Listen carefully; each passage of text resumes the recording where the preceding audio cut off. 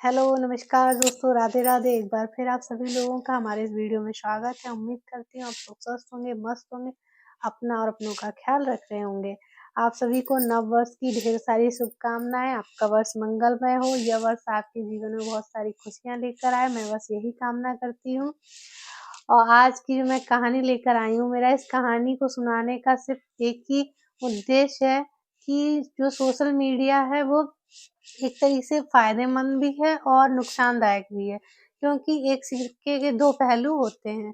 वही आपको इस कहानी में आज आपको देखने को मिलेगा। पे एक वीडियो वायरल होता है जिसमें 2 व्यक्ति एक घर में प्रवेश करते हैं और दिखाते हैं कि एक लड़की है जो कि 27 वर्ष जिसकी एज है और वो नग्न अवस्था में है। सिर्फ़ उसके शरीर पर सिर्फ एक पतली सी चादर है, उसी को ओढ़े हुए है और जो एक बूढ़ा सा आदमी है जो लेटा हुआ है बिस्तर पर। और इस वीडियो को वो लोग डाल देते हैं सोशल मीडिया पर और कैप्शन लिख देते हैं कि नौकर नौकरानी ने अपने मालिक और उसकी बेटी को बंधक बनाकर कई सालों से रखा। ये सोशल मीडिया पर काफ़ी ज़्यादा वायरल हो जाता है। तो आइए हम लोग इस कहानी के माध्यम से समझने की कोशिश करते हैं कि क्या यह सच है, एक नौकर नौकरानी अपने मालिक और उसकी बेटी को कैद करके रखे थे, या कहानी में कोई और ट्विस्ट है? तो आज की ये कहानी यूपी के महुआ की है। ओम प्रकाश सिंह राठौर अपनी पत्नी रेणुका सिंह और अपनी बेटी रश्मि, जिसकी ये 27 वर्ष है, जिसकी मानसिक स्थिति थोड़ी ठीक नहीं है। वह 27 वर्ष की तो है, बट उसका जो बिहेवियर है वो 27 वर्ष जैसा नहीं है, क्योंकि उसकी जब मानसिक स्थिति ठीक नहीं है तो वो उस तरीके का व्यवहार नहीं करती है। जब जो ओम प्रकाश सिंह राठौर हैं, ये रेलवे में रेलवे कर्मचारी थे और ये 2015 में रिटायर हो गए। 2015 में रिटायर होने के बाद आते हैं, वहाँ ये ज़मीन लेते हैं, एक घर बनवाते हैं और घर बनवाने के बाद ये अपनी पत्नी और अपनी बेटी के साथ वहाँ रहते हैं। कुछ सालों बाद उनकी पत्नी की डेथ हो जाती है और उनकी पत्नी की डेथ के बाद ओम प्रकाश सिंह राठौर और उनकी बेटी रश्मि के लिए बहुत ही कष्ट भरा समय होता है, क्योंकि अब खाना बनाने की बहुत ज़्यादा दिक्कत हो गई थी। और जो ओम प्रकाश सिंह राठौर हैं, इनको भी टीबी की बीमारी थी, जिससे ये ग्रसित थे, जिसके कारण ये अपना और अपनी बेटी का ध्यान उतना अच्छे से नहीं रख पा रहे थे। तभी इन तभी जिस ये कॉलोनी में रहते थे, उस कॉलोनी में एक दिन इनकी मुलाकात एक औरत से होती है जिसकी उम्र होती है 51 वर्ष, जिसका नाम होता है रमा देवी, जो उस कॉलोनी में ज़्यादातर लोगों के घर पे झाड़ू-पोछा, बर्तन और खाना बनाने का काम करती थी। तो ये ओम प्रकाश सिंह राठौर उससे कहते हैं कि तुम हमारे घर पर हमारे लिए खाना बनाना, झाड़ू-पोछा का काम अगर कर दोगी तो हमारे लिए बहुत अच्छा रहेगा। तो वो कहती है कि ठीक है, मैं अपने हस्बैंड से पूछ कर बताऊँगी। वो अपने हस्बैंड से पूछती है, उसका हस्बैंड किसी ऑफ़िस में चौकीदार का काम करता था, तो वो कह देता है कि ठीक है, अगर तुम्हारे पास समय हो तो तुम काम कर सकती हो। वो इनके यहाँ काम करने लगती है, इनकी देखभाल, खाना-पीना बनाना और सारी चीज़ें करती है, लेकिन वह कुछ टाइम के लिए घर चली जाती है, जिससे इन लोगों को दिक्कत होने लगती है। तो ओम प्रकाश सिंह राठौर उससे कहते हैं कि तुम अपने घर मत जाओ, तुम यहीं रहने लगो और हम लोगों की देखभाल करो, खाना-पीना और सारी जो बेसिक सुविधाएँ होती हैं, मेरी बेटी का ध्यान रखो।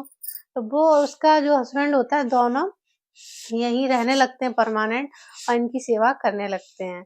लेकिन जो ओम प्रकाश सिंह राठौर थे, इनकी तबीयत दिन पे दिन खराब होती जाती है, क्योंकि इनको टीबी की समस्या थी और टीबी से ज़्यादा पीड़ित थे, जिसके कारण इनकी कंडीशन ऐसी हो गई थी कि ये अपनी पेंशन लेने बैंक तक नहीं जा पा रहे थे। तो इनका खाना-पीना जो भी था, वो जो नौकर-नौकरानी थे वही देखभाल करते थे। राशन नहीं होता था, तो राशन की भी व्यवस्था करते थे इन लोगों के लिए, क्योंकि जो ओम प्रकाश सिंह थे वो इस कंडीशन में नहीं थे कि वो बैंक जाएँ, वहाँ से पैसे निकालें और अपने घर की व्यवस्था और जो नौकरानी रमा देवी को इन्होंने काम पर रखा उसको सैलरी दें। तो जो रमा देवी होती हैं, वो ओम प्रकाश सिंह के छोटे भाई से जाके मिलती हैं और उनसे कहती हैं कि आपके भाई की बहुत ज़्यादा तबीयत खराब है, उनको हॉस्पिटल में दिखा दीजिए। लेकिन उनके फैमिली मेंबर में से कोई भी नहीं आता है, कोई हाल-चाल नहीं पूछता है और एक दिन 29 दिसंबर 2025 को उनकी डेथ हो जाती है। और जैसे ही उनकी डेथ होती है, वो लोग आते हैं और बहुत ज़्यादा रोना-पीटना और इस तरह की चीज़ें करने लगते हैं और घर में घुसते ही पहले वीडियो बनाते हैं। उस वीडियो में ये दिखाते हैं कि जो उसकी बेटी थी रश्मि 27 वर्ष की थी और उसको काफ़ी दिन से खाना-पीना उस तरीके का नहीं मिल पा रहा था, क्योंकि जो ओम प्रकाश सिंह थे उनकी पेंशन वो लेने जा नहीं पा रहे थे। तो एक नौकर-नौकरानी उनके लिए कितना करेंगे, क्योंकि उनके पास भी तो सोर्स ऑफ इनकम कुछ नहीं है, इनकम का कोई साधन होना चाहिए। तो उनके हिसाब से जितना हो पा रहा था वो कर रहे थे। तो वो एक वीडियो बना लेते हैं जिसमें कि जो ओम प्रकाश सिंह थे उनकी डेथ हो चुकी थी और जो उनकी बेटी थी वो एक कंबल के सहारे खुद को ढकी हुई थी और जो उसका शरीर था पूरा कंकाल हो चुका था, क्योंकि उस खाने-पीने की उसको उस तरह की चीज़ें नहीं मिल पा रही थी, वो पहले से भी दिक्कत में थी। तो ये वीडियो बना के जब सोशल मीडिया पर डाल दिया जाता है और उसमें लिख दिया जाता है कि नौकर-नौकरानी ने अपने मालिक और बेटी को बंधक बना के कई सालों से रखा और अपने रिश्तेदारों को नहीं मिलने दिया। ये वीडियो काफ़ी ज़्यादा वायरल हो जाता है। वायरल होने के बाद जब पुलिस इसमें जाँच करती है तो पुलिस उन नौकर-नौकरानी के गाँव जाती है मिलने रमा देवी से और सारी बात पूछती है, तो वो बताते हैं कि जो रिश्तेदार आज इनके लिए इतना खड़े हैं, ये इतना रोना-पीटना मचा रहे हैं, उनसे मैं पहले जाके मिली थी और मैंने उन लोगों से रिक्वेस्ट किया था कि आप अपने भाई की कहीं अच्छी जगह ट्रीटमेंट करा दीजिए, लेकिन वो लोग नहीं आए। तो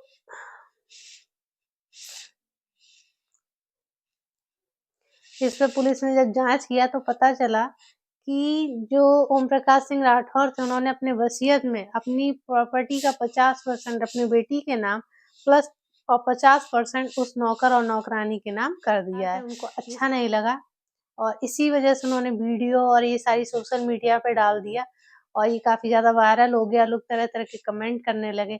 एक हम वीडियो के माध्यम से लोगों को जज कर लेते हैं कि शायद जो वीडियो में दिख रहा है वही सत्य है, लेकिन वीडियो में जो दिख रहा है, जो आदमी दिखाना चाह रहा है बस उतना ही आपको वीडियो में दिखाएगा। तो आप लोग 100% श्योर मत हुआ करिए कि जो दिखाया जा रहा है वही सत्य है। ऐसा ही इन नौकर और नौकरानी के साथ हुआ।